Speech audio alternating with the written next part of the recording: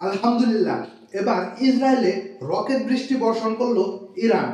নিক্ষেপ করা হলো প্রায় 2000-এর অধিক ক্ষেপণাস্ত্র। কাল গভীর রাতে এমন ঘটনা ঘটে। এই ঘটনার পর ইরানি এক নেতা জানান, আল আকসা থেকে যদি ইসরায়েলিদের দখলদারিত্ব এবং সেনা শাসন তুলে না নেওয়া হয়, তাহলে ইসরায়েলের অবস্থা আরো ভয়াবহ হবে।